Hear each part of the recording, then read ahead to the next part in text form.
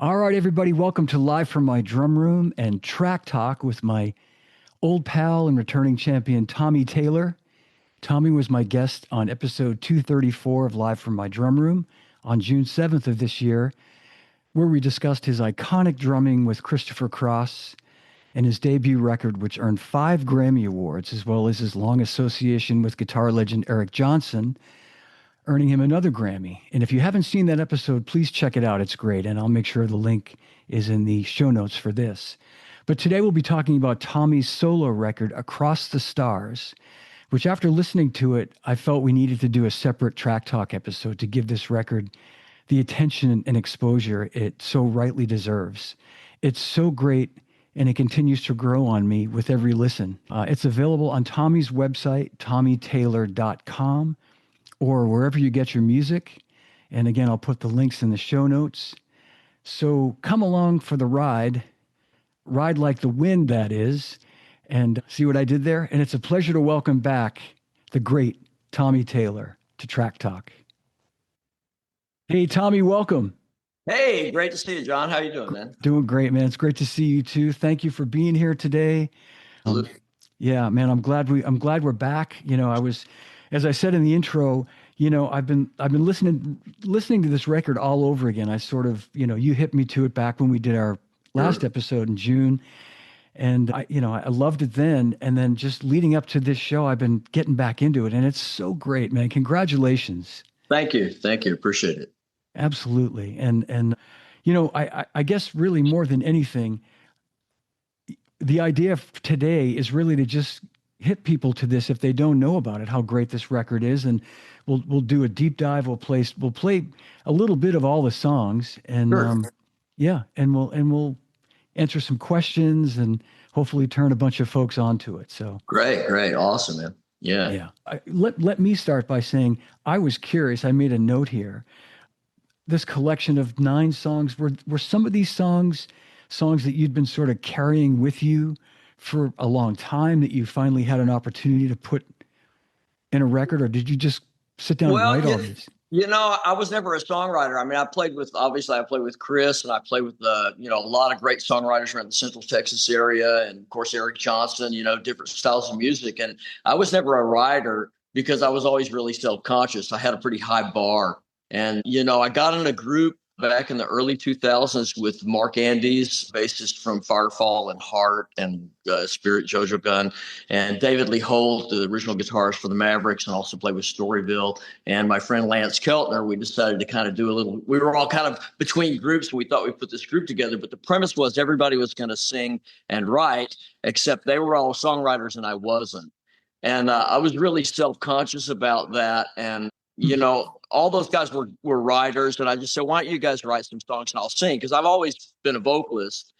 And Lance just wouldn't have any part of it. He just said, no, you're going to write songs. And I was like, man, that's just more, I don't want to deal with that.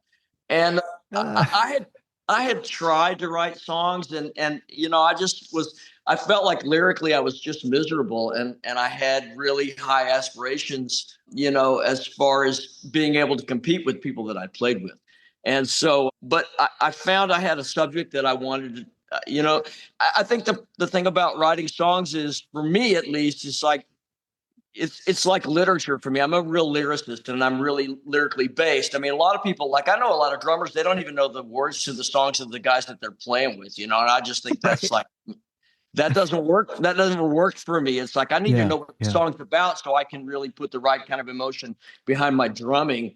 And so, you can't just sit down and write a song if you don't have anything to talk about. And I was really into the music of the Gin Blossoms in the early 90s. I thought they were a really terrific group. And I was not so into the grunge things that were happening, but more into the jangle pop kind of college rock stuff that was going on with. And I thought Gin Blossoms were just great. They did everything I liked about the 60s, but they were contemporary. And I was really into that. And then I found out through Lance, about Doug Hopkins, who was the leader of that group, and his demise due to, mental illness and alcoholism and stuff. And I got into Doug's story. We had just gotten the internet together in the early 2000s, late 90s, and I was able to research that story. And it was really poignant to me because, I mean, it was exactly the same scenario. But I mean, when we were in Christopher Cross, it was a band, and we all kind of got let go, and the whole thing kind of dissipated in that sense. And Doug formed the Gin Blossoms, and he was fired from his own band. And, I mean, his other issues led to his demise. But I was reading things that Doug had said when he got fired that were the same words that I said when I got fired from Christopher Cross. And so I really empathized with Doug. And so I sat down to kind of write a song about that. And I got most of it done. Fall of 93? Fall of 93, yeah. Okay, all right. Had to be, yeah. And so I went to Lance, and I said, hey, I got this idea. And he knew the story. And I gave him a little bit more background that I'd researched. And I said, can you help me with this? And so he called me and said, I think I got something here. And so I went over and he sat down and he played me like the first two lines to the chorus. I went, stop, I can finish it now. So I took that home and I finished the song up and we recorded it. So that's actually the track that you hear on the record. That was cut in 2002. So yeah, it took me 20 years or better to finish the record, but that was the first song I ever recorded of my own and heard played back. It was mine. I'd worked on so many records with other people. It's like, it's a whole different experience when it's yours and you get to hear that come across the speakers for the first time. And so that was kind of the inspiration, to start trying to put things together. Man, what a great backstory. At the risk of possibly offending you, I was going to say to you a long time ago, boy, that song reminds me of the Gin Blossoms, having no idea. It was totally intentional. Totally intentional. Wow. That's Doug's story. I mean, the side title, in parentheses, the parenthetic title is Ballad of Doug Hopkins. It's a story about his life and his demise and stuff, and how the record business is, pretty callous to individuals. In general, it's like they think of you more of as a commodity than a human being, and and you lose people.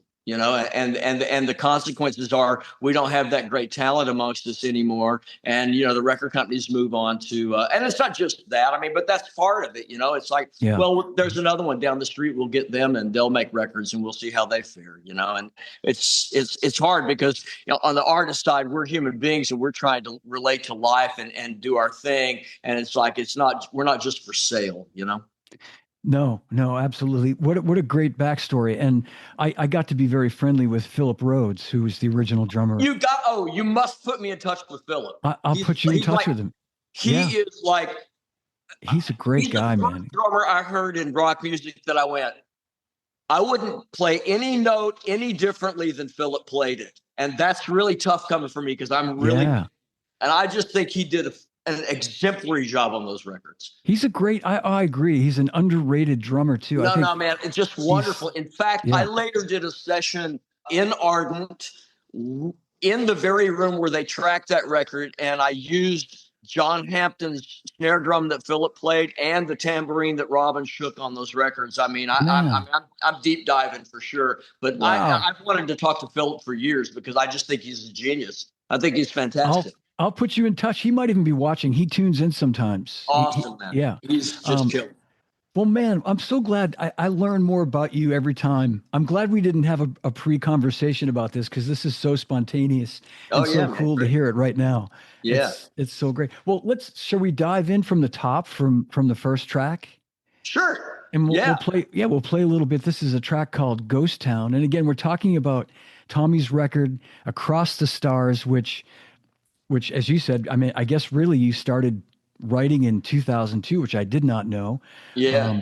But and Tommy, what I just want to say right now, sort of at the top is what immediately sort of grabbed my attention and grabbed me was, and I kind of already said this, but it's one of those records I feel you have to listen from start to finish. I feel like so much music now is made like there's one song here and it's not. I didn't want to do that. I didn't want to do that. I made this record for people that, grew up in the era of album oriented stuff where you bought the record and it took you on a journey. You weren't just listening to the hit and that's it. And you're jogging down the lake with your earbuds in. That's not the kind of record I wanted to make. And, maybe that's still my detriment on some level, but it's like, you know, at my position in the business right now, it doesn't really matter to me. I'm doing this because I want to do it a certain way.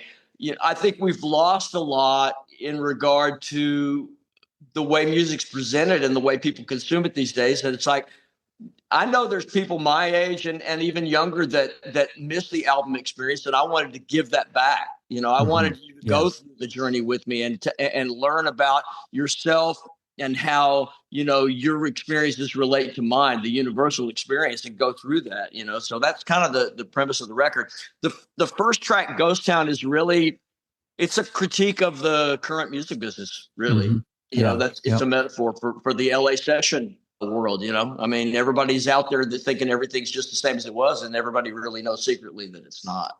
Yeah, that's exactly how listening to it over and over again, I mean, that comes, it's layered with all sorts of, like you said, that metaphor of just like, my favorite is like, the in the breakdown, I have that line, and so I have to give credit to Don Henley where it's due. I mean, his sort of snide response, the old wax spins so sweetly as we share the empty plate. I mean, that was kind of now that's really Don. I mean, he could have written that.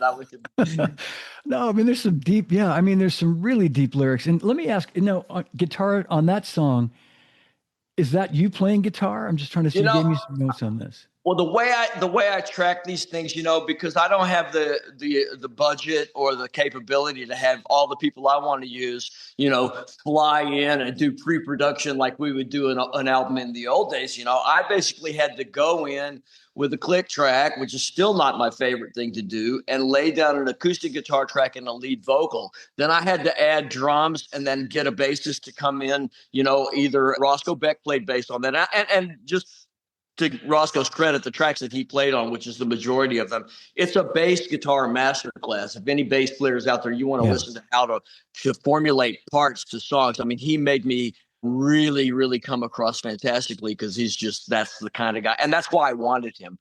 But so actually the guitars on that are a guy in a session great in Nashville named Tom Hemby. His daughter's Natalie Hemby. She's one of the most premier country songwriters of the day. But Tommy was Chet Atkins' guitar player. Okay. Yeah, I mean, he's beautiful, man. But I sent that to him because it was kind of, I was at a loss. I said, I need some electric guitar, but I don't know what to do. And he went completely in a direction I would have never gone, with the baritone 12 string and all this kind of cool stuff. And then he played that solo that kind of mimics what Michael Omartian played on the piano, and it's just really awesome what he played. I just love Tom's work. He's great. Oh, it's beautiful. It's his tone, as you say, that the baritone guitar tone is just, it's so moving, man. I would have never gone there. But he's very eclectic and artistic like that. He's a textures guy, and he could play anything. I mean, he could play anything from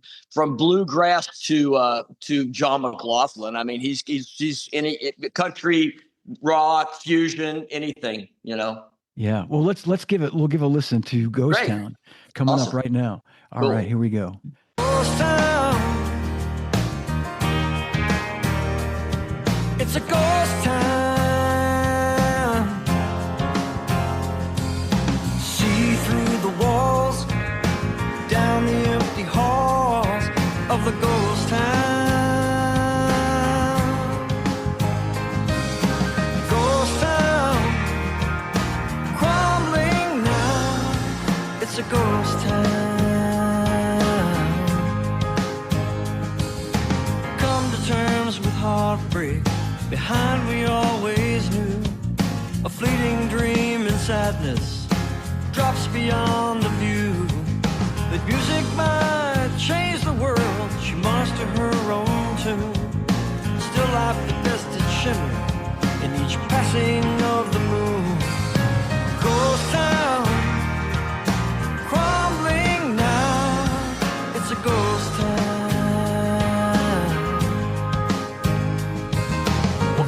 Beyond the glory days, the once good soldiers linger in disarray and dismay. Still coax a trigger finger.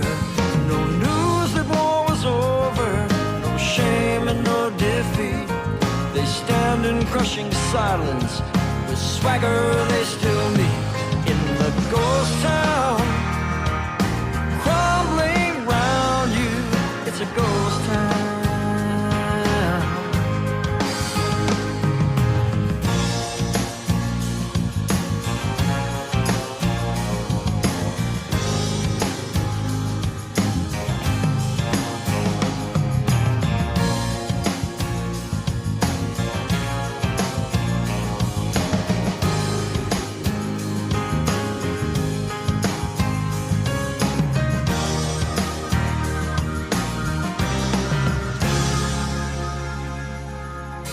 History gives the reasons, all up for debate.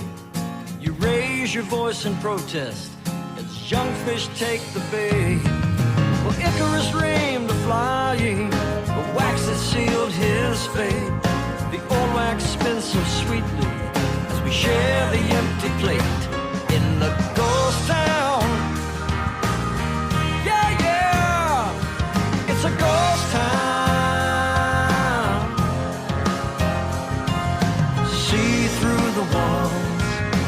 Down the empty halls of the ghost town. Ghost town, crumbling now.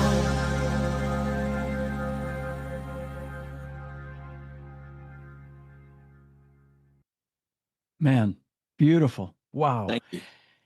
Fantastic. And did you mention who the B3 player was? You may have... Michael Obardian. Okay, of course, yeah. And, yeah. No, I mean, and Michael, like, you know, I just sent stuff to him and he would like go, "Do you mind if I do this?" It's like, "No, man, I don't mind if you do anything." You got the cred, bro. You can do whatever you want. But like, he plays organ in a style, you know, he's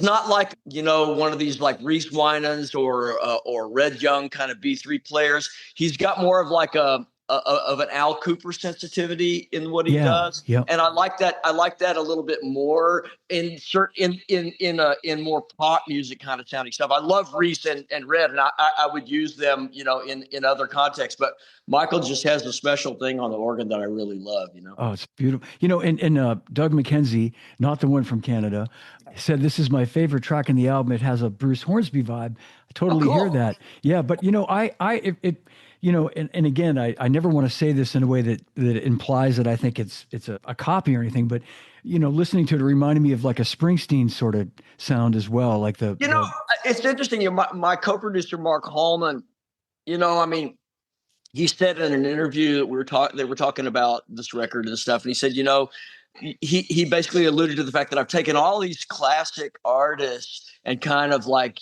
use the influences and made an amalgam and come out with my own thing. And I mean, we're all greatest hits of our favorite artists. You know, it doesn't matter what you can't really, there's nobody that's really that original. I mean, I just know what I like. And I don't preconceive anything. I just write what I write, and that's what comes out, and that's what you get. And the production style, I'm drawing from everybody I ever heard, you know, that I love, you know, and the ones that I don't dig, you won't hear that on there, you know?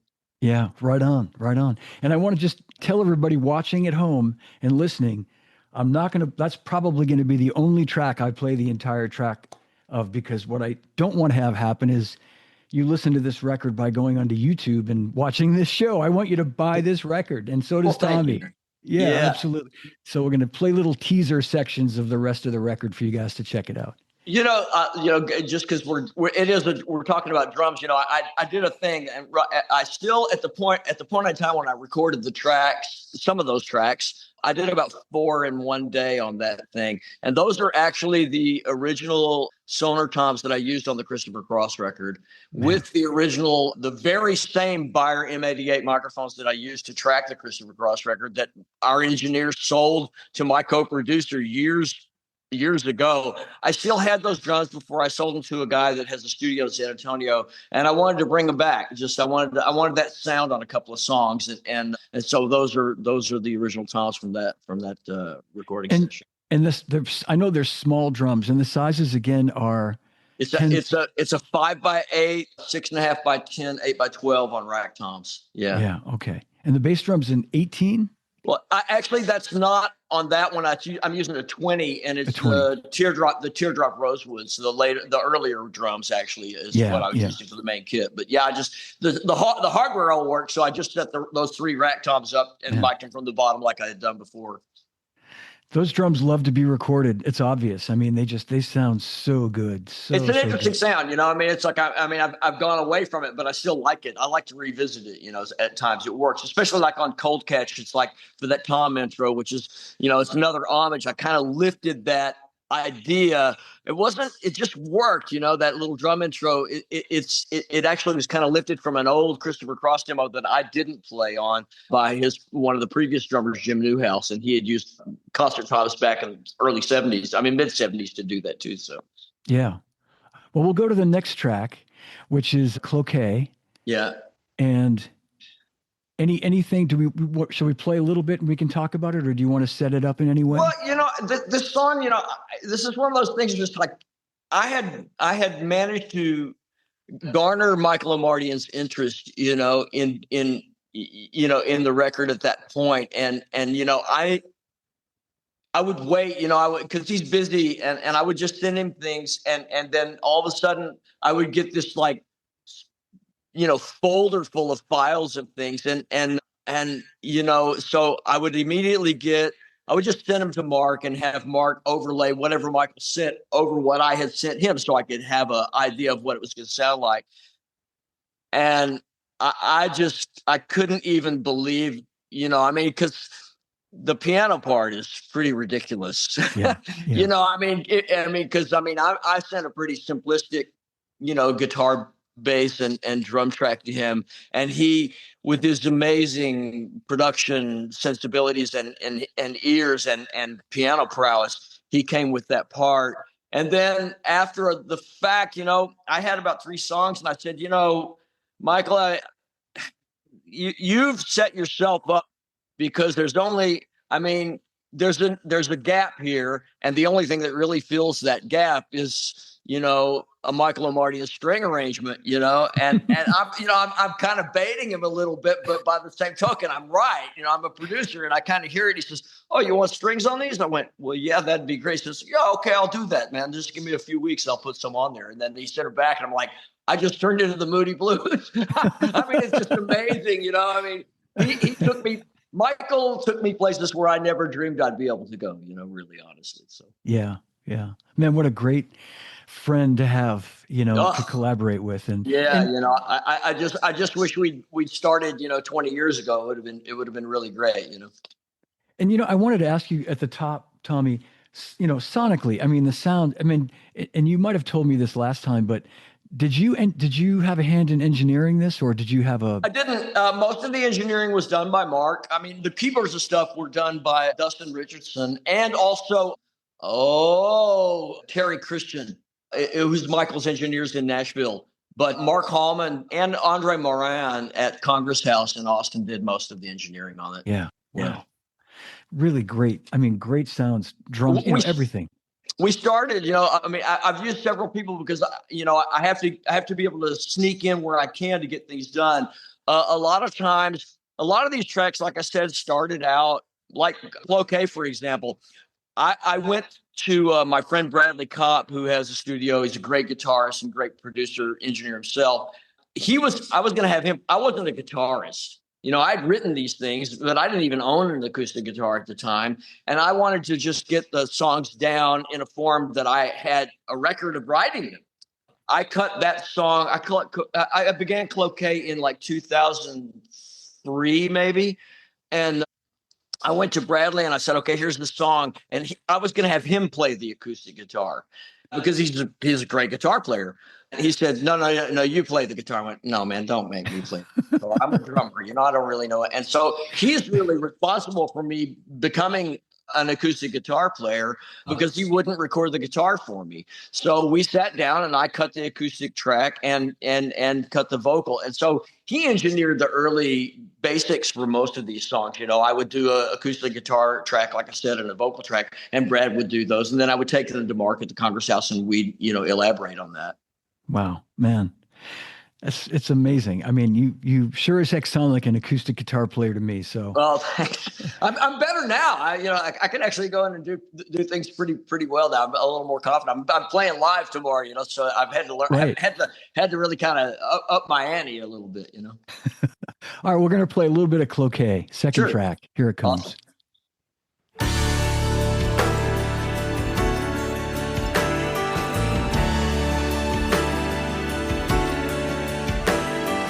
Leaves that turn brown, snow on the ground, a long dark road, the night's chilling cold, the note so familiar, that violin sound, snow in the headlights, the tears in our eyes falling down.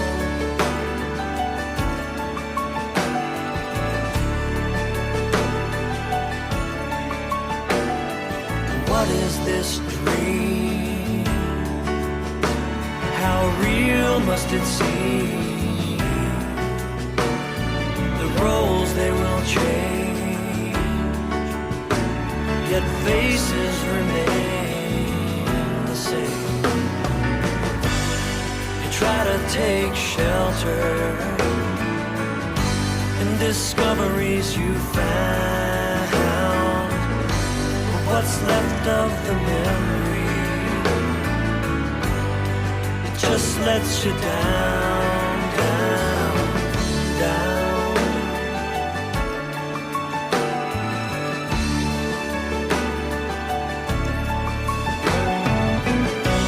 There's no dress rehearsal, brother. The fanfare keeps calling, but no bargain you're gonna make can keep the curtain from falling down.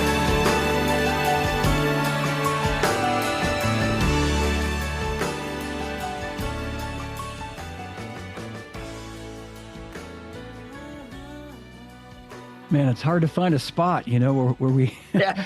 where we can fade it. But if that's not going to make you buy the record, I don't know what is. Because yeah, I just couldn't. When Michael sent that back, I was like, well, I mean, every time he would send me anything back, I was pretty much on the floor in fetal position. But it's pretty amazing. I'm just some of the things on that too. Roscoe's bass part.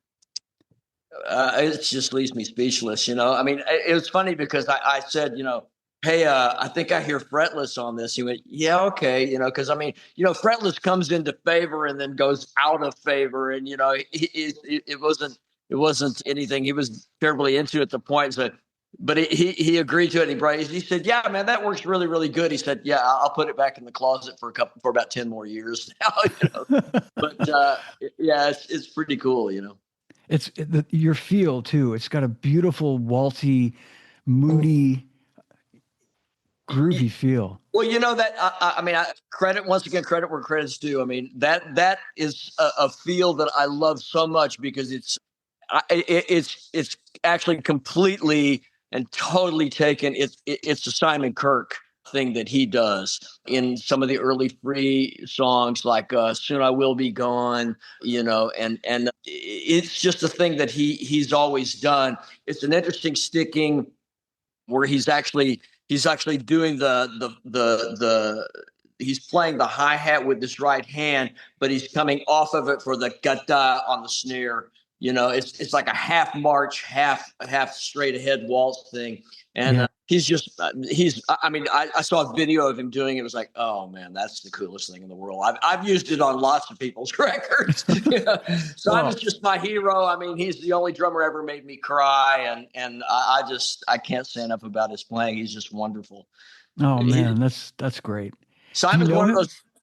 I don't, I mean, we've had sort of tag team conversations through other people and stuff. And Simon is just, he's one of those amazing drummers. It's really hard to be original in the music business. And I mean, the Bad Company stuff is way more straight ahead. If you go back and listen to the Free records, I mean, especially Free at Last, I mean, it's like he threw away all the rules. I mean, he doesn't have any rules. He's like, and you can't peg an influence. I mean, it's like most people you go, yeah, well, he's kind of doing some, some Ginger Baker, some Mitch Mitchell, or some John Bonham or whatever. Not Simon Kirk.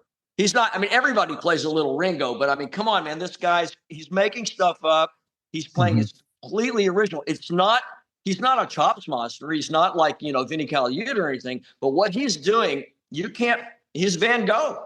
I agree. You can't, he doesn't owe anything to anybody. He made it all up. And I just love that about him. I've stolen from him from every time I've ever played anything. People always say, well, that barking thing you do on the hi-hat on Ride Like the Wind, it's like, yeah, that's why everybody thinks it's Jeff McCarr. I said, that's right off of Burning Sky. It's Bad Company, man. It's not Jeff, That's great. That's great. Well, Cold Catch coming up, third track. And I just, you mentioned the intro, and I love the little, you finish off that tom intro with a splash cymbal, and I don't know that I heard a splash anywhere else on the record. Maybe it's there and I didn't. I think Mark Hallman, suggested that we set that up. So I went, yeah, that'd be cool. I used that same splash on a Sarah Hickman record I did with Mark, decades before, and it was just like it worked real good there. That's great. Well, we'll play a little bit of this coming up. Cold Catch. Cool.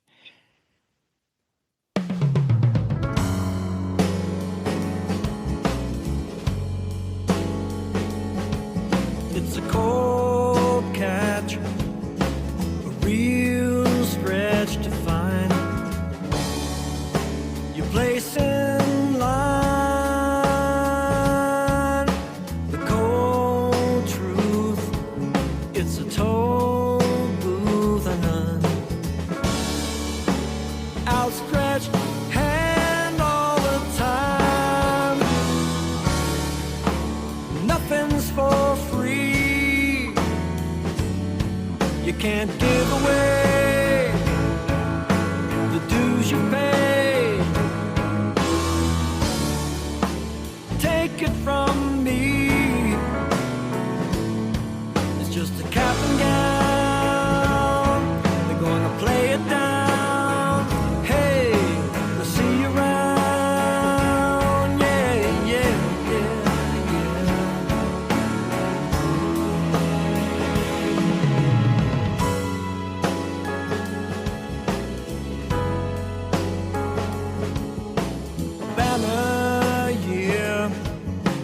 Top tier, but you scrape to get by. You've been sold out, but you hold out,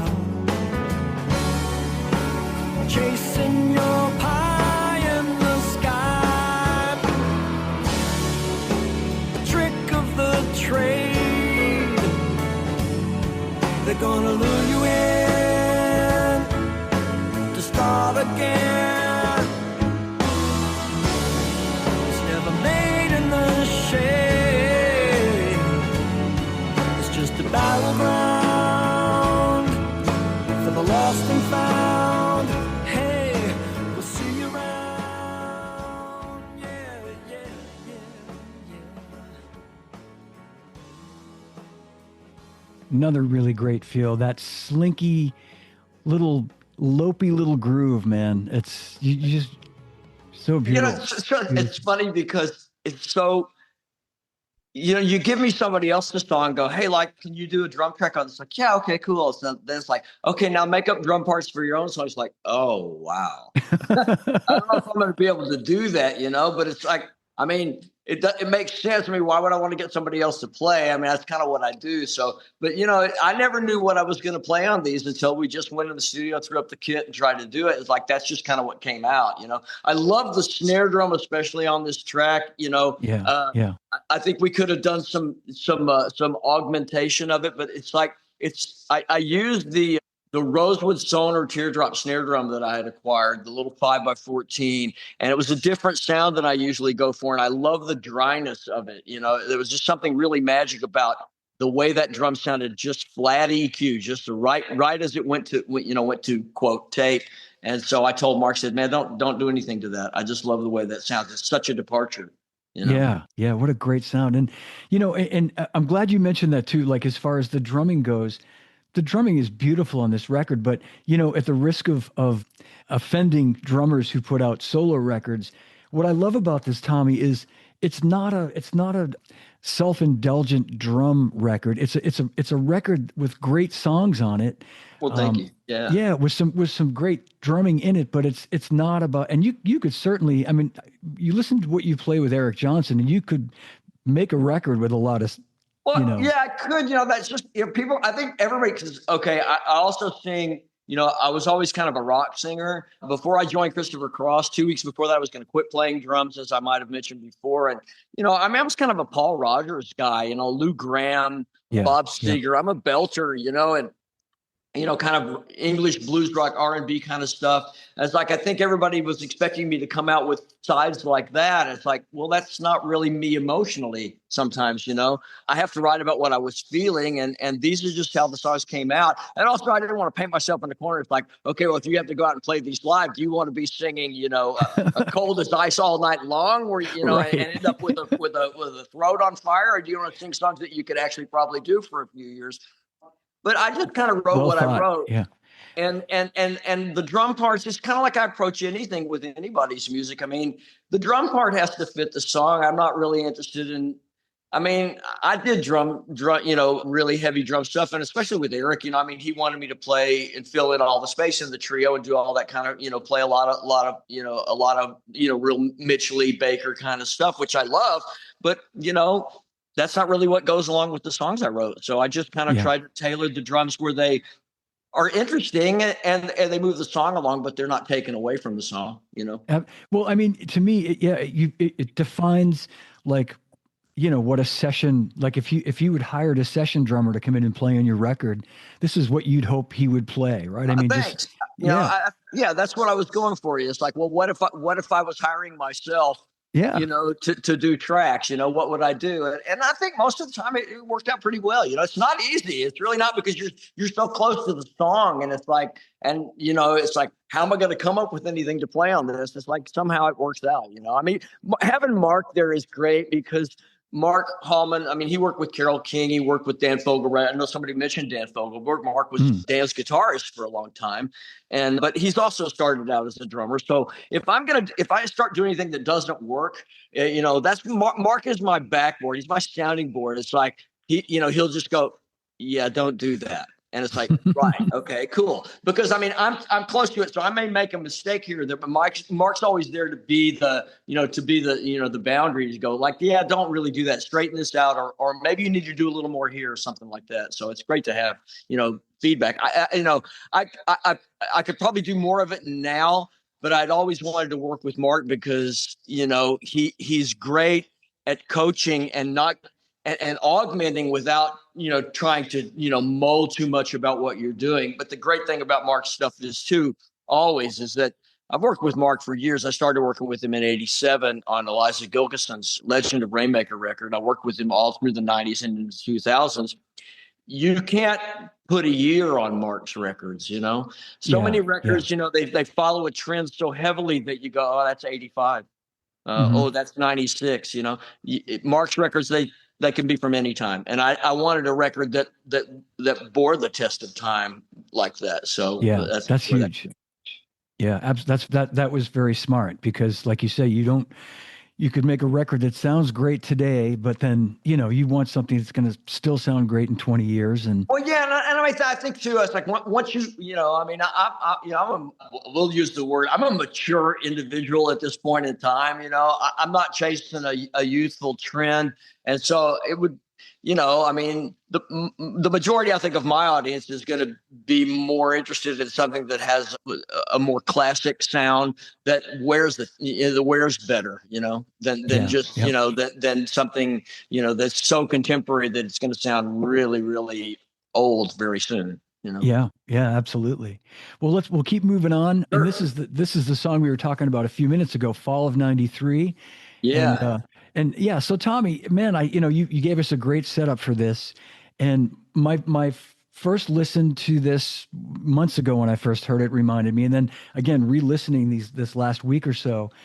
And I wanted to sort of find a way to broach that with you and go, but I didn't want to say, hey, that reminds me of the Gin Blossoms. But when you No, I mean, said, it was totally yeah, intentional. And actually, on this one, we recorded this in Lance's warehouse, and Lance did all the engineering. Lance was trained by Andy Johns. So, I mean, this is a very simple miking setup. It's kind of the Andy deal. It's just snare, mhm, kick, and one mic in front of the kit and one overhead. love it. Yeah, yeah. It's got a great kind of room sound. Yeah. And snare And drum, I was going to the ask you what snare drum is, it's funny. I was just going to mention that the snare drum on this, and it's like, shoot me for selling it. It was a 6.5 by 14 Fibes acrylic drum that I got from Tommy's era, and with the SFT strainer on it. And it's just it's a killer drum for 2 and 4 rock and roll, man. You're going to have a yeah. hard time beating that drum. It's not a very forgiving drum. You can't fudge on the Fibes with an SFT. You got to be able to play, and it'll pick up everything you don't do right. So it's not for the faint of heart, but I got used to it, and I really like the drum.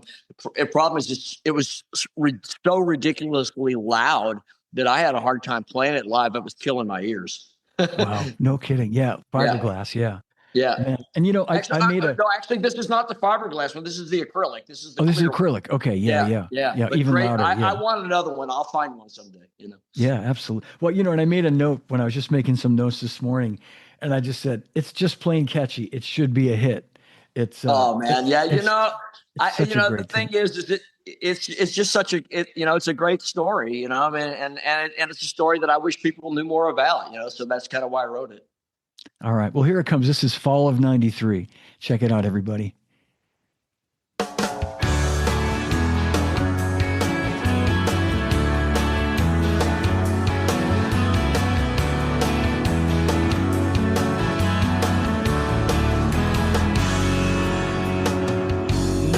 Shares the blame when someone ends the game. The unanswered maybes just litter the room. Behind an unlocked door, everyone's worst fears roar. Let out of the darkness where they used to loom. In the fall of '93, desert radio was playing tricks on you, and people were praying that you wouldn't do what you might do. In the fall of '93, they saw a star falling down, falling down, falling down.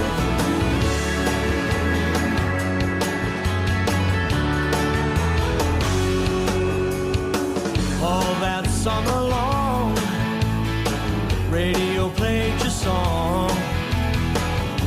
As the pain grew deeper and the rumors flew, soon thrust center stage, successes fueled the rage. As each stone cast fell before the wall. In the fall of '93, record kings laid waste to your dream, they stole away. And you gave up trying, 'cause you thought you'd said all that you could say. In the fall of '93, there was a star falling down, falling down, falling down, crying you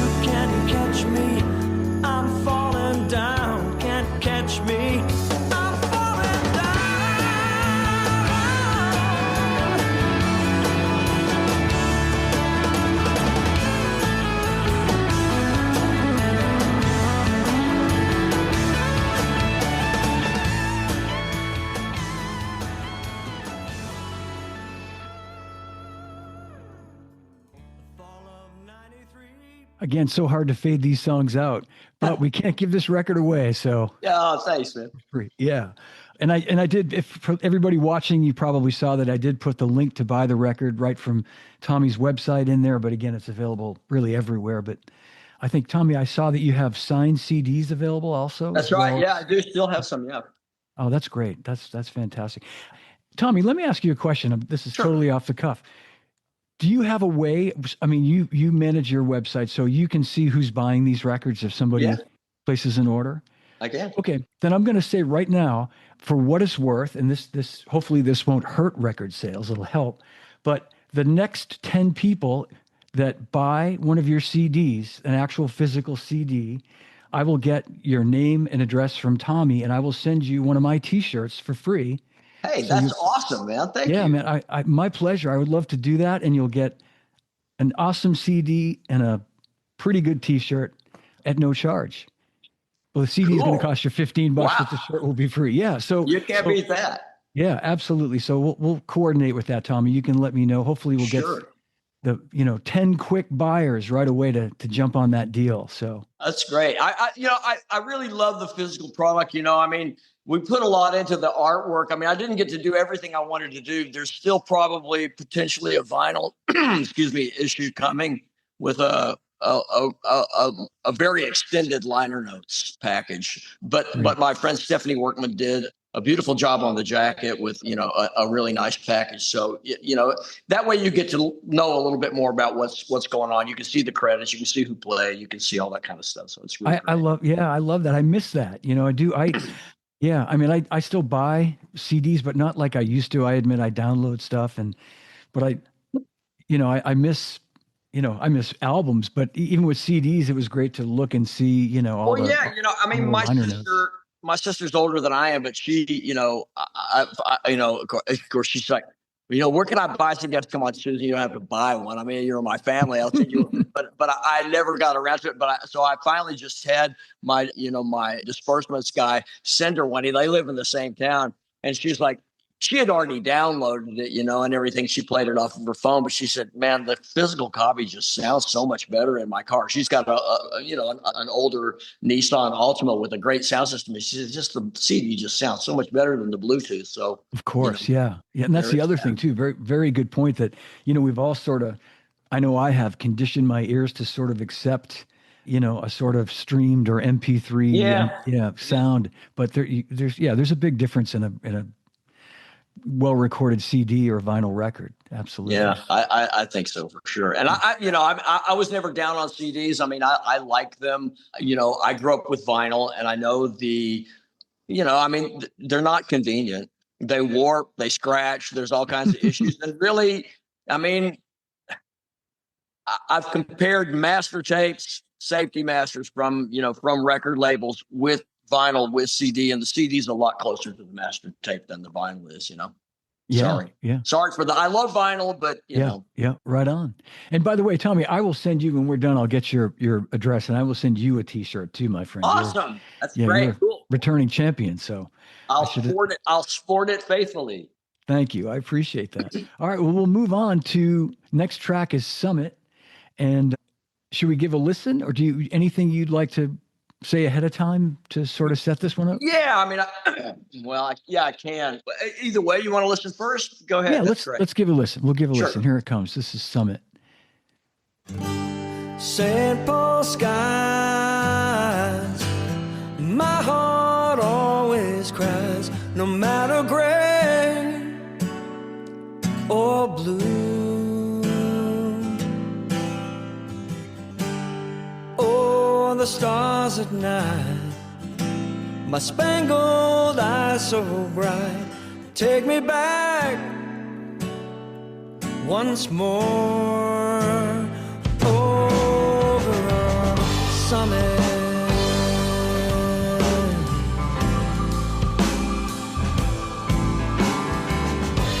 The feel of winter days, snowscape and a fireplace, boyhood dreams may come true.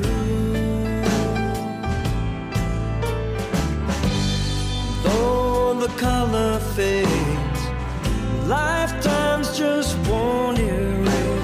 love so deep, so true. Over on Summit,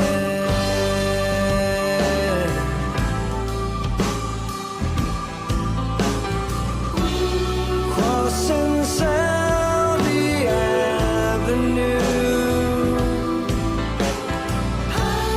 hope to meet up with a friend or two. Over on Summit.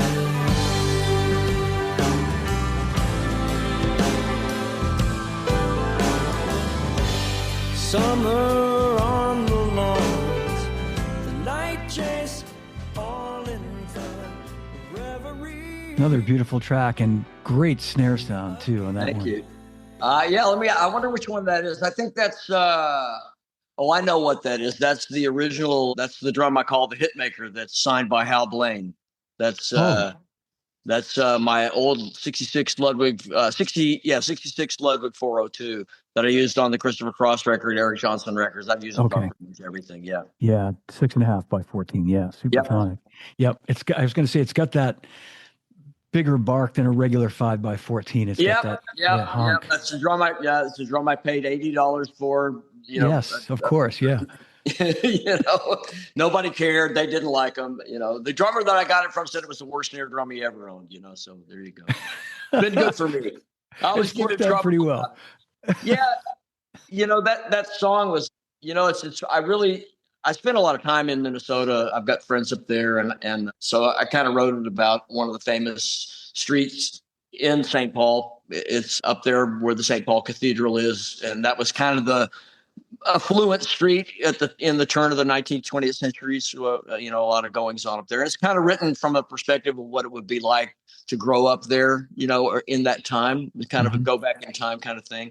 That's the first track that I had. My friend Rob Muir, who played keyboards in Christopher Cross, had helped me with another song, Everybody's Gonna Let You Down. And I had written Summit. I had some other songs finished, but I really was into this track and I wanted to get it done. And I phoned Rob up and I said, hey, man, would you play another song for me? He said, sure, I'd love to. I'm going to be coming to Texas to see my mom. And, we can do that as soon as I get this play open in Chicago, because he had written a play. And I said, great, man, that'd be really awesome. And so the play opened in Chicago and it was completely panned by the critics and closed. They did one night and he was pretty disheveled about that. And they were going into rewrite. And I went to St. Paul. I had, I knew I was going to go in and track the song. I hadn't done it yet.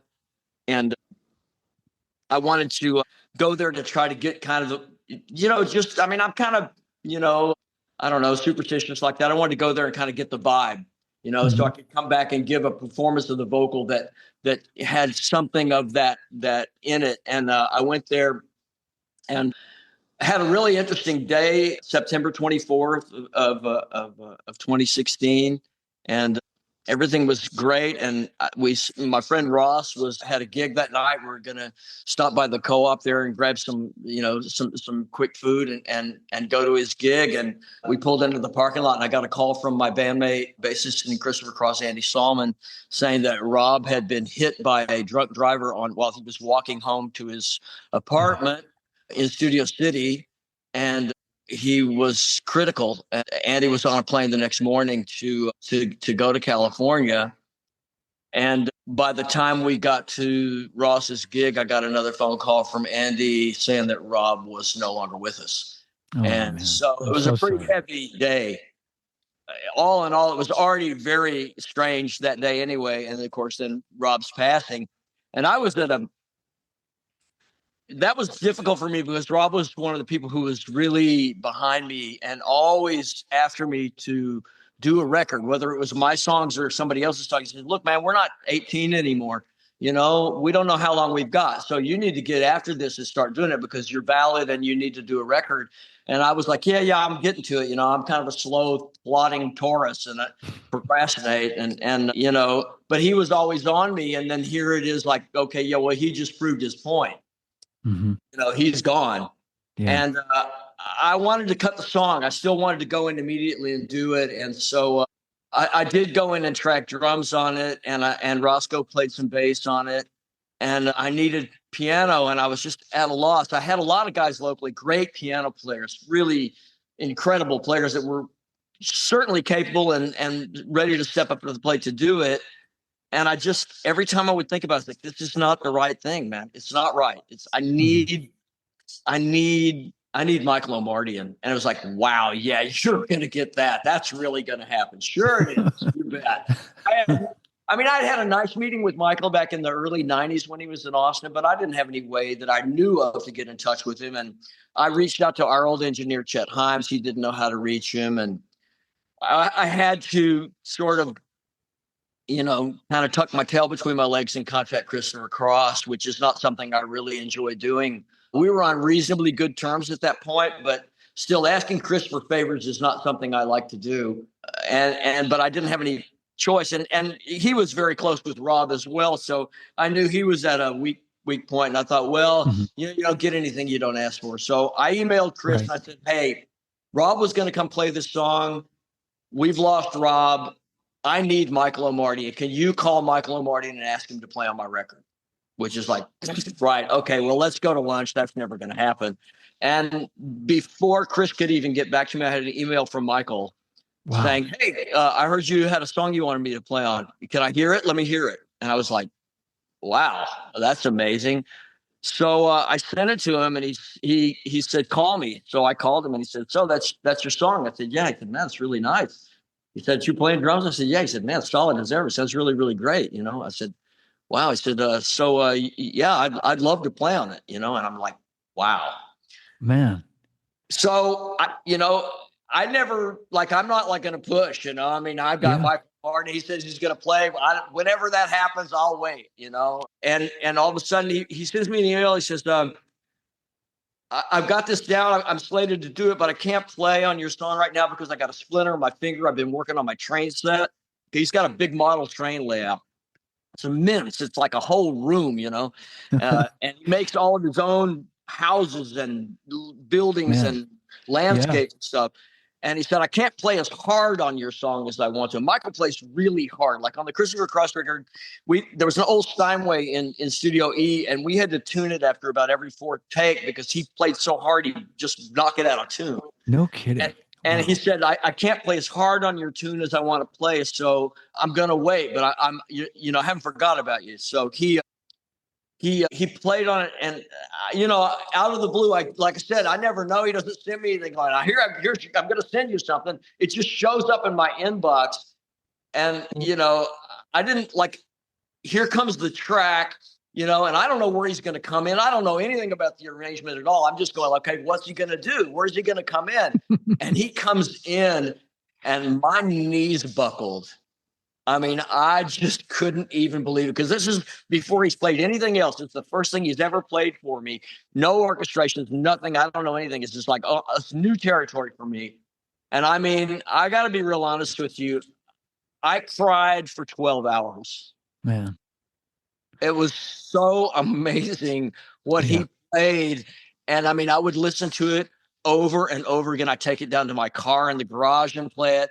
I would go back in the room where the stereo was and play it. And I could not believe that was me. The realization that I had written something and sung it, and that he had brought it to a level I never dreamed in any shape or form that I would ever have anything that sounded like that. And man.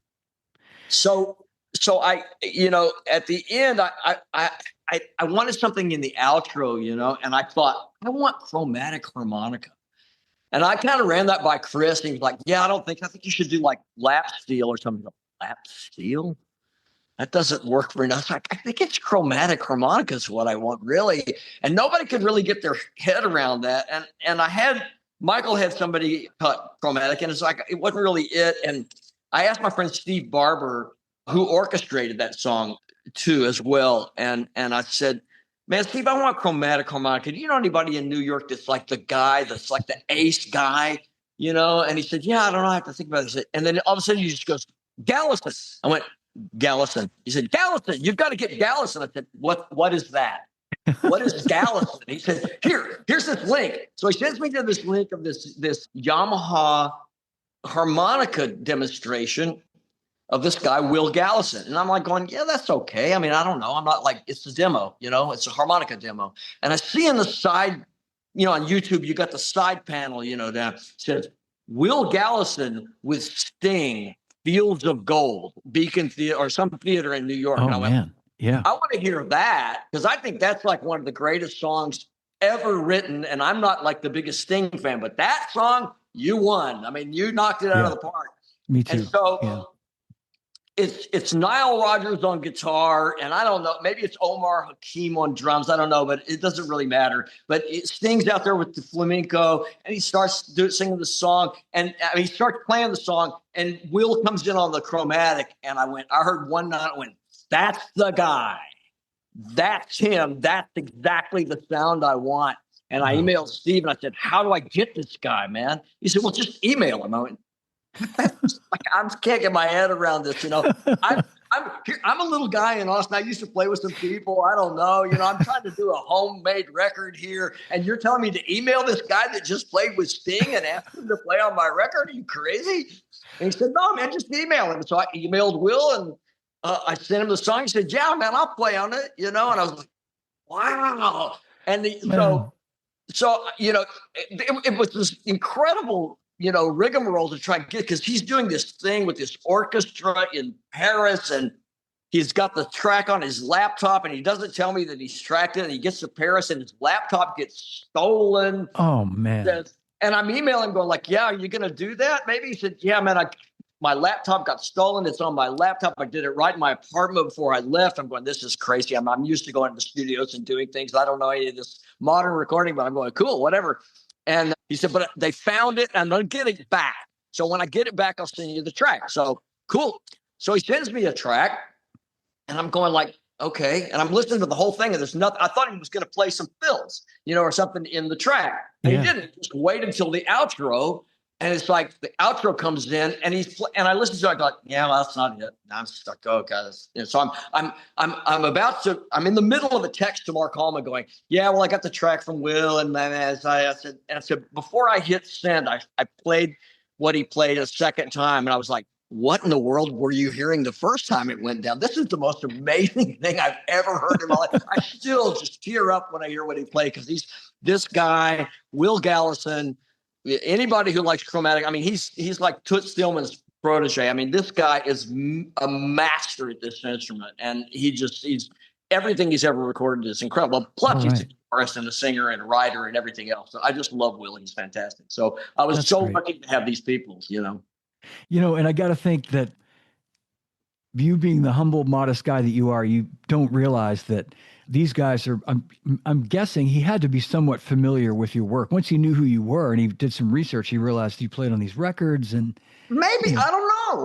I really don't know. I mean, I told him, I said, this is kind of some of the stuff I've done. And these are kind of some of the people that are involved, but I don't expect you to get on a plane and fly over to, and do it. I mean, I just like, man, I mean, I heard your work and I think you're great. And I'd love to have you if you're willing. And he was into it. And it's like, wow, I'm still blown away. I wish I could write something else that I could use him on, because I just think he's so brilliant. I love the sound of what he does. I've got the record that he did with the group in France. It's just amazing. It's like they wrote a whole symphonic jazz orchestra arrangement for chromatic harmonica for him to play on. It's just remarkable. He's the king. Well, by the way, we've got our first taker, Timothy Larson. Just bought your record, he said, and he's a double XL. Yeah, so, I know Tim. I know who he is. So that's great. All right, good. Cool. Okay, well, when we're done, you can, whenever you get a chance, you can send me Tim's info, and Tim, I'll get that out. If not today, we're actually having a nor'easter here today, so I don't know that I'll be stepping outside today, Tim. I'll probably get it in the mail to you tomorrow. So, but thank you. Yeah, awesome. Yeah, thanks. We're going to move on to the next track. And I want to say this next track, you mentioned it in passing earlier, Everybody's Going to Let You Down. And again, repeating myself here, the entire record is so great. This, I made a note, Tommy, your vocal performance on this track really, really is spectacular. It's something else. And I mean, throughout the entire record, but this, I think you really, I'd be curious to see or hear what your thoughts were on your vocal performance on this particular song. I feel like you really must have spent some time to really get yourself across the way that you did. I don't know. That just, I mean, you want to take a listen to it first? Yeah, let's take a listen. Sure. Okay. Yeah. And it may just be the way it hit me, the way it affected me, but it's really beautiful. And Thank again, you. the name of this track is Everybody's Gonna Let You Down.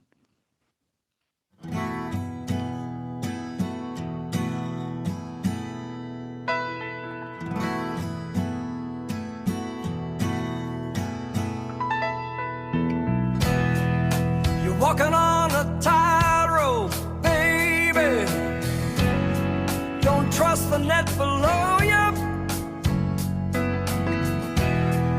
'cause all of your good friends, baby, might have it in for you. I've got some news for you, darling, and I hate to break it to you. Sooner or later, everybody's gonna let you down. Everybody's gonna let you down. Everybody's gonna let you down. Everybody's gonna let you down. A recipe for sadness, baby. Ingredients are the gift thief. They snuggle up real close, baby. Steal your joy and then they leave. I've been around, little darling. Don't let this smile fool you, 'cause sooner or later, everybody's gonna let you down. Everybody's gonna let you down. Everybody's gonna let you down.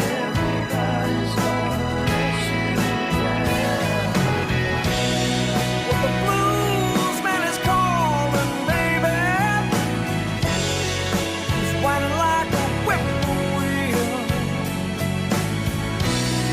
As the rain in your memories, darling, meet your chin on the windowsill. Yeah.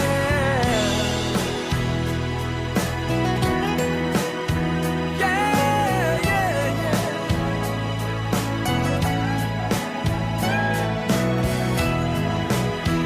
Ooh, yeah.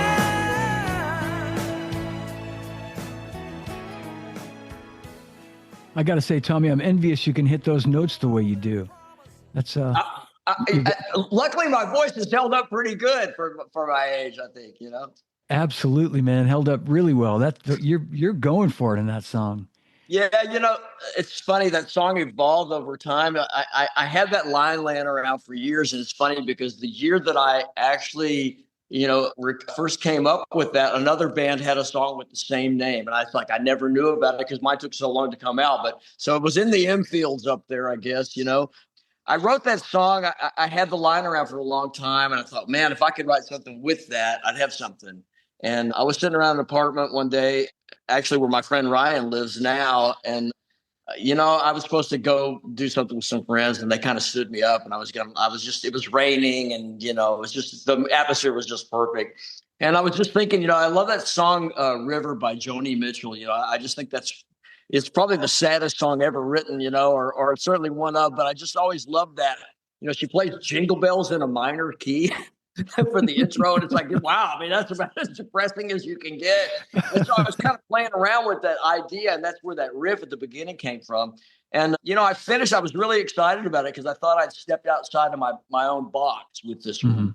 And I immediately called David Holtz and said, man, I think I've really got something here. And I sent him the lyrics. He said, yeah, it looks like it might be pretty good. So I had Rob Muir come in and he was in town. We were doing a Christopher Cross reunion gig at that point in time. I said, "Could you play piano for me?"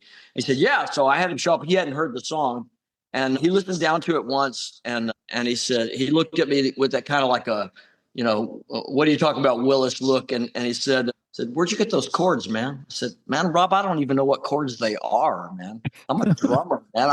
That's just what came out on the guitar, And that was really Rob's way of saying that it was good. It was like he wasn't going to come right out and say that, but it's like he was impressed on a certain level with the way it was written. And honestly, he listened to it the one time down and he played that track. He never wrote it out. He never charted it. That's just what he played. He played straight through. That's the first pass. And that's sadly the only track I got him on, but I'm so glad that we did get that. And I had, like, I sent that track to Chris once it got out of a band situation that I was in. That's Mark Andes on the bass, by the way. And we tracked that. And David Holt came in and did the background vocals. I had done the background vocals myself.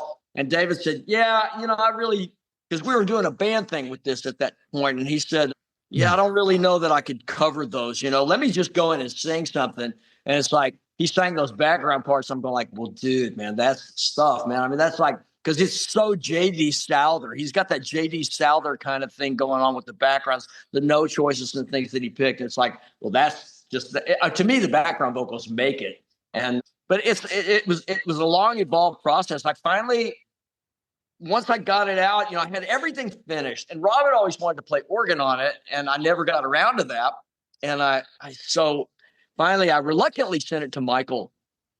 And, Michael's a pretty upbeat guy, and I didn't really have that much interaction with him personally at that point to know. It's like, I don't want to bum him out because it's not the happiest tune in the world, and he wrote me back immediately. I think he texted me, said, "Dude, where have you been hiding this?" Yeah. He said, "Man, I love this song, your voice, man, blah, blah, blah." He's so complimentary, and this guy couldn't have, look at his discography. He doesn't have to say anything nice to me. And he's just gushing on and on. And I said, "Well, man, that's awesome." I said, "Rob always wanted to have organ on it. Do you think it needs organ?" He said, "Yeah, organ, definitely, for sure." And so it was coming up near Christmas, and he said, "Man, I'm not going to have time to get to this. I'll do it after the first year." I said, "Great, that's cool." He said, all of a sudden he sends me a message. He says, "Hey, man, I got some time. I'm going to go in and track this, And I said, "Well, when are you going to do it?" He said, "Monday." I said, "Well, man, I'm not doing anything, man. Maybe I'll just drive over to Nashville and be there while you do it." He said, "You would do that?" I went, "Yeah, man, I'd love to see you, man. I'd like to be there while it goes down." So I drove over there and get to go to his studio and his house and everything. And it's just awesome. And he plays that organ, and I'm going, I'm losing my mind because he's turned it into like an Al Green sort of kind of vibe, with these cool parts. And he comes in, Michael's real, man, he's such a genius, man. I can't gush enough about how just fantastic this guy is. He's listened back. He's kind of got his, hand on his chin on his hand. He's like, "I don't like the organ, man." I went, "What do you mean you don't like the organ?" I said, "It's fantastic." He said, "Yeah, well, some of it is, man, but I'm stepping all over your vocal, man. I don't want to do that." It's like, "Man, you're hearing things I'm not hearing." But he says, "You know what this really needs?" I went, "No, but I'm all ears. I got no, compared to you, I got nothing here." He says, this really needs strings." I went like, "Well, of course it does. That's what I wanted originally." I almost got thrown out. I literally did get kind of tossed out of this whole band thing. Blew up because I wanted more production on the song than the band really wanted. And it's like, I wanted strings, and I had buried that idea because of the band situation. And it's like, I had forgotten all about it. It's like, of course it needs strings. I heard that in the beginning. He said, "Yeah, you want strings? Okay, I'll do that when I track the other songs." So I left Nashville, and then after the first of the year, he sends us back with this orchestration. I'm just going like, well, we're in a whole other league again, He just keeps raising the bar, and now I have a hard time catching up with that, but it's awesome. It's a beautiful track. And, I was going to say, I assumed you were doing the backup vocals. I thought you had overdubbed No, you know, your that's vocal. David Holt, man. I mean, he It's played, like I beautiful. said, he was the original guitarist from Storyville. He played with Yeah. Joe Ely for a long time. He played with the Mavericks, you know, and he's just a he played the solo stuff on Fall of '93 too. He's just a really incredible. He's just one of my favorite guys. He played guitar on Across the Stars, which is coming up too. He's just Yeah. Yeah. you know, I can't say enough great things about David. He's a great friend. I've known him for many, many years. I saw him when he came to town, Austin, when he was 18. I said, that guy's different. I want to play with that guy. You got some great friends and collaborators. Definitely. Yeah. All right, we're going to get to the next track here, and that's Babylon, and some great, like a great little marching beat that you play. I mean, I don't know how else to describe it, but we'll give it a listen and get your thoughts on that. Yeah, I just wanted something different, you know. I mean, I didn't want to just do regular 2 and 4. I had to come up with something different. So that's just kind of what came out, you know. It's really cool, Tommy. Yeah, check it out, everybody. Yeah, this is Babylon. Awesome. I took a ride through Babylon. Everyone seemed the same. A child whispered, you shouldn't go back. I thought that things had changed. The same old rain falling down on me, and I can't shake the pain. Emotion killing me as I turn around. I used to live in Babylon, the land of hope and dream, the broken highways of my youth are filled with best laid schemes. Matinee, the leading roles were failed. The years stormed by. Destiny would not curtail as we ran aground.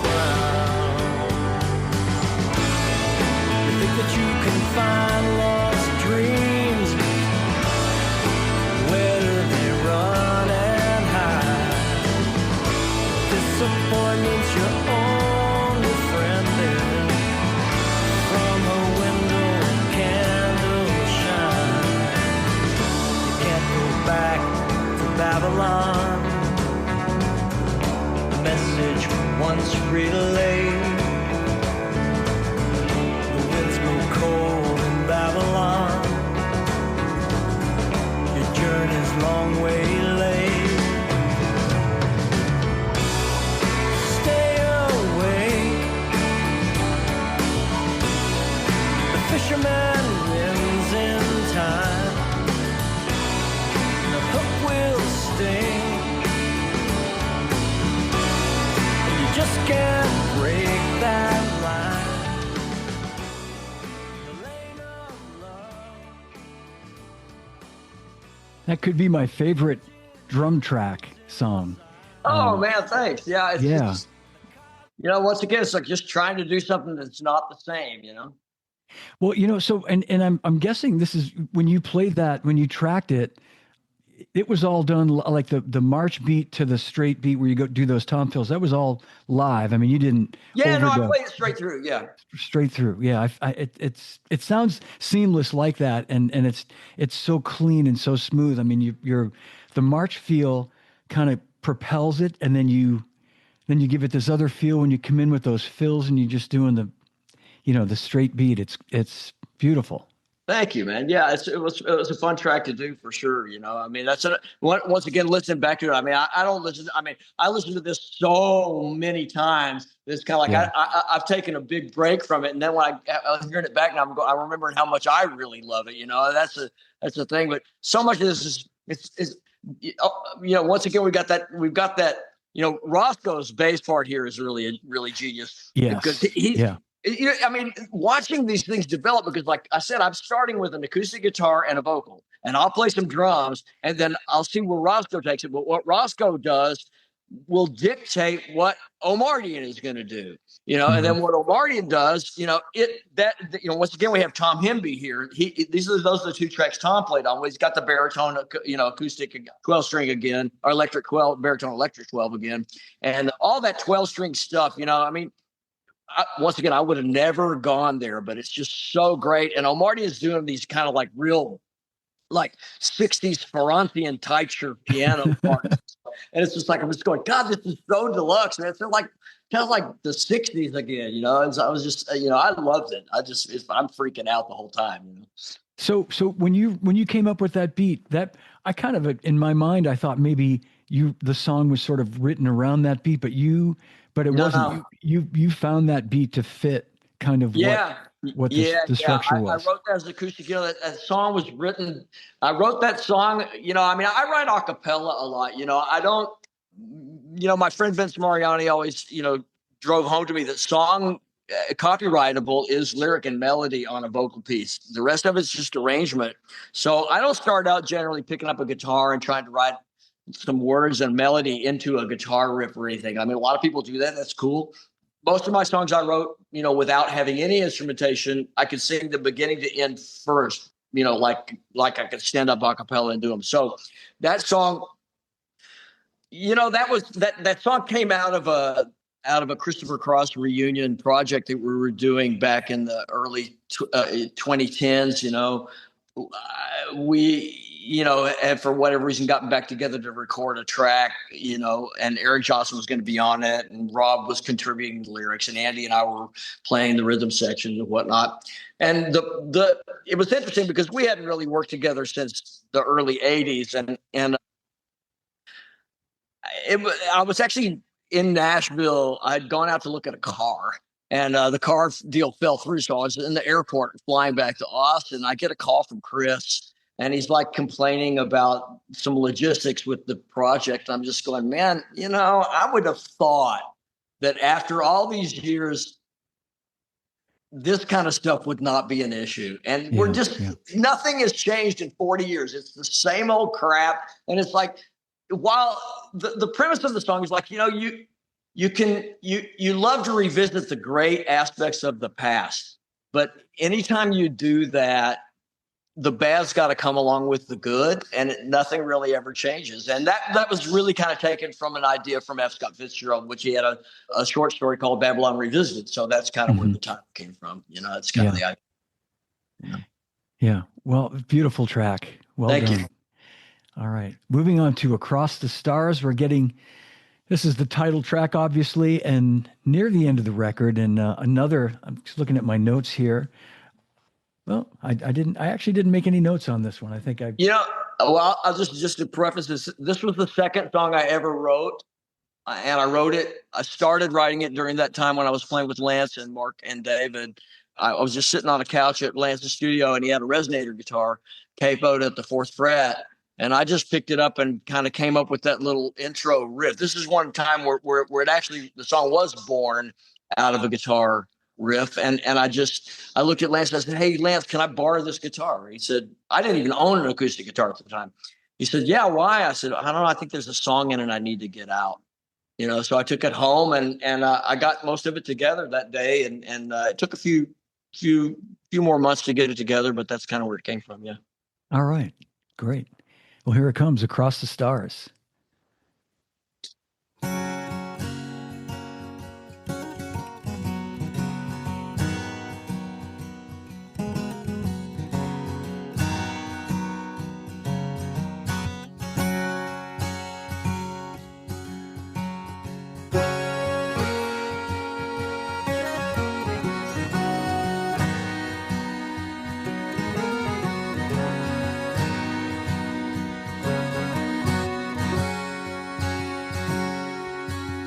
I'm gonna make my way across the stars someday, where nothing's lost and nothing's a gain. I'm gonna steal away bagpipes play and minstrels sing in a sweet refrain, where the hands of time won't ever bother me, and worry has no place to stay. I'm gonna make that climb up to the timberline, oh, I'll steal away.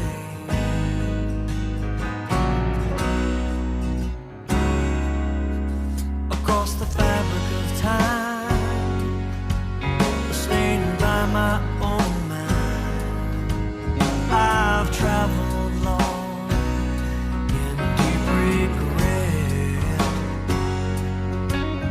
for the things I've said and for those I've misled. Forgive me now, it's my sole request, and unbind the ties that now surround me, and help me to be on my way, and let the light of love shine down upon me, that I'll steal away.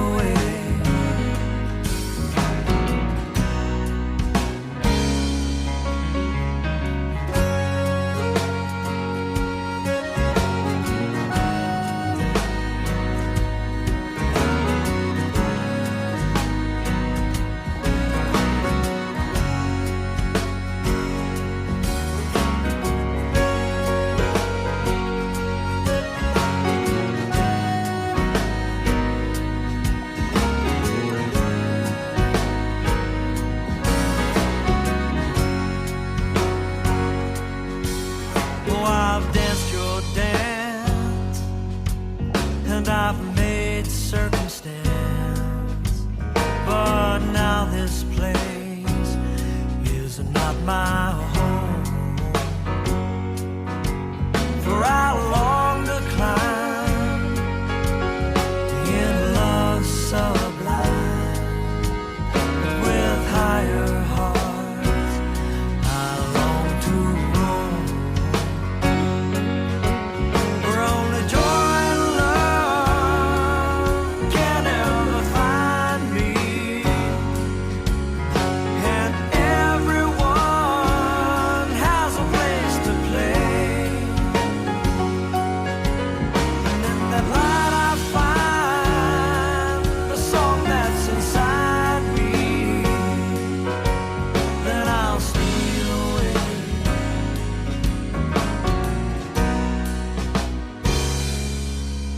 I'm gonna make my way across the stars someday, where nothing's lost and nothing's gained.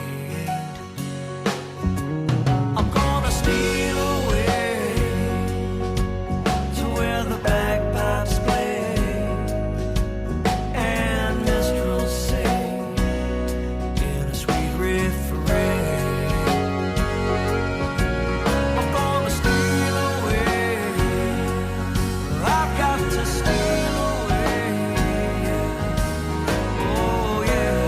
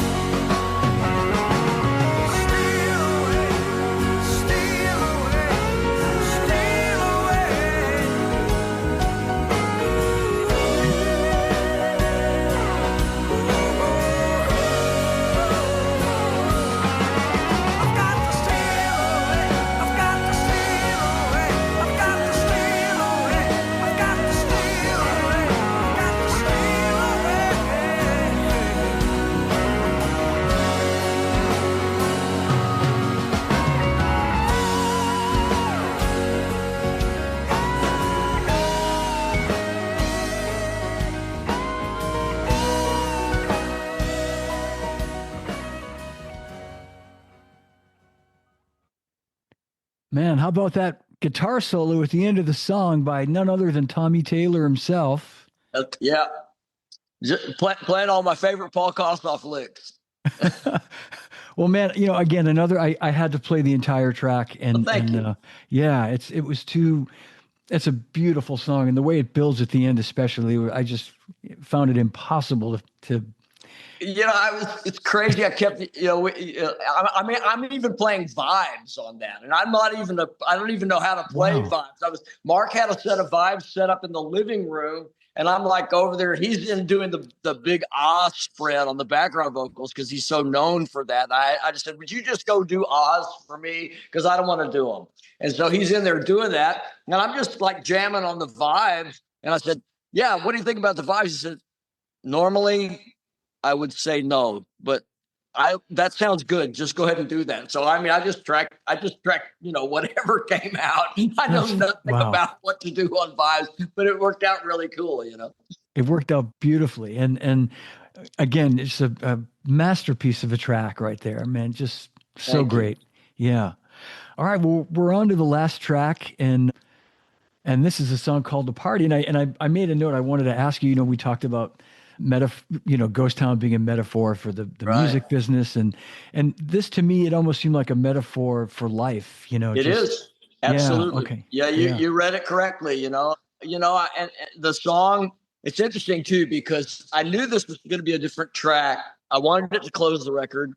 And I was after Michael a lot because I'm like, once again, this is based on a lead vocal and an acoustic guitar track, which is almost inaudible at this point, except in the choruses. In fact, I didn't use this except in the choruses. And I kept bugging Michael about this. And, he's inundated with people and stuff all the time, just trying to get it, make sure that he actually even gets the email and hears what you're talking about. And I sent it to him a few times. And finally, when he finally heard it, he was like, wow, he's really totally into the song. And I said, I don't want to do a typical production on this. What I would really love to do is I just hand you this and you send it back done. Because I'm not going to play drums on this. I don't know what I'm going to do. And I don't want to do anything. And he said, I get it. Except for the end of the record, this could work like this. I said, great. I trust him implicitly. And so I'm sitting in Paris. I'm on vacation and I'm, it's the middle of the night there or early morning. It's still dark outside. And I get an email. All of a sudden he says, I went in and demoed this piano. I just wanted to see if you liked the direction. And I heard it back. I was like, oh my God. I couldn't even imagine. I was like, that's the demo? Jeez. What are you gonna do for the real track? But so he ended up doing the piano part. I'm just like, I'm completely beside myself. And and I said, okay, now now will you put the strings on it? And he said, yeah, okay, I'll do it. So that was the last thing that he did. And he sent me some wonderful. He said, "I'm orchestrating the party, man." And he was just saying, having a really great song to work with really, really makes orchestrating easy. I'm just going, God, I can't believe I'm hearing this from this guy. This is blowing my mind. I'm just so happy. Because the validation is really important. Because like I said, I come from just being a backing guy, and being able to actually create songs of my own that are getting the kind of responses from the people that I admire so much is when I'm working on them was just incredible. But so he sent me the final track back and I'm just like going, this is, it's at the end of the record. It doesn't get a lot of plays. A lot of people don't get that far along into it, but I think it really, it pretty much caps the record just exactly like I wanted it to do. So, I agree. Yeah. Yep. I agree. I think and you're right. It's unfortunate that happens with people, in this sort of day and age we live in where maybe they don't listen all the way through, but it's the perfect place for it. And it's the perfect cap for the record. I agree. Well, yeah, if you had an old school world where everybody sat down and listened to a record from beginning to end, this would really be, it's like the perfect ending. And I did a full length video, pro shot, black and white, staged. It's a pretty cool video. And I actually got, I did some promotion on it. I actually got quite a few views on it and everything. But, once again, it's It's a song people can relate to if they're in that kind of mood. So, you just kind of have to see if you get there or not, Yeah. Yep. All right. Awesome. We're going to play it right now. It's The Party. It's the final track from Across the Stars by Tommy Taylor. And we've sold another CD and another Awesome. 3 t-shirts. So that's great. And keep it going, everybody. I'm going to play this song. Here it comes.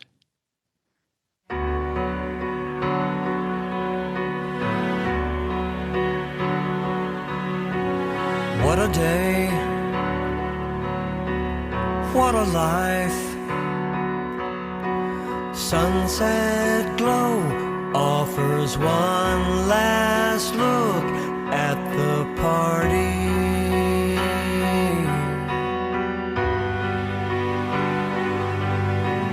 Once again,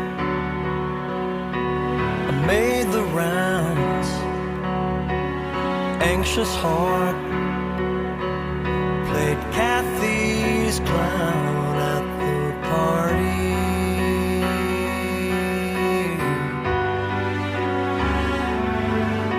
Stay the course, no compromise. As hope retreats in twilight skies from the party.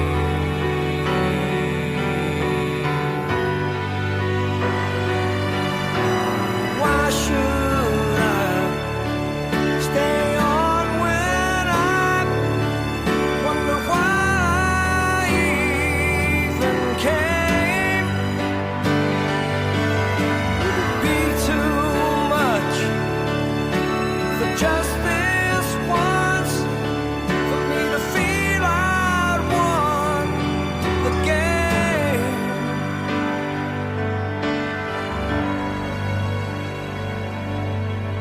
Darkness now, the embers fade. My place in queue was no parade at the party.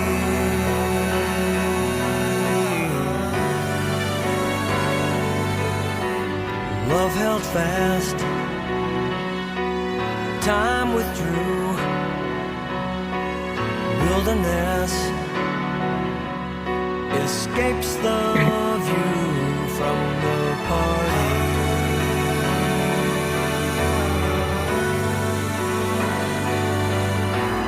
Why should I stay on when I wonder why I even came? Would it be too much for just this once to let me feel I'd won the game? I know it's everyone's night, and I shouldn't feel downhearted, but tonight I need it all, else I know I'll fall, and then to right back where we started.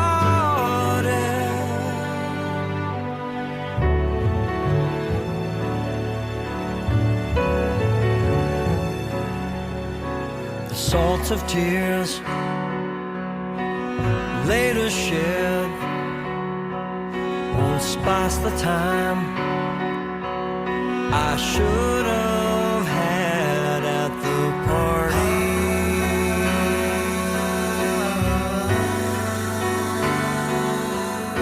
Silent cry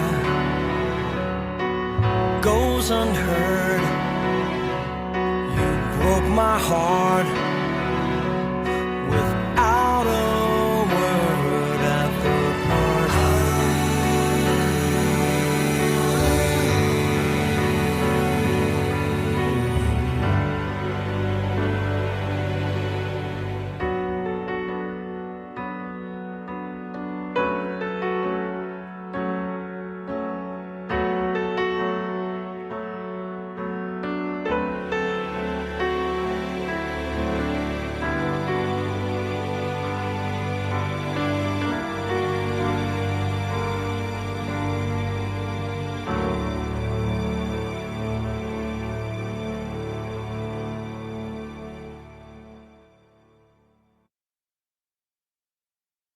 Wow, man.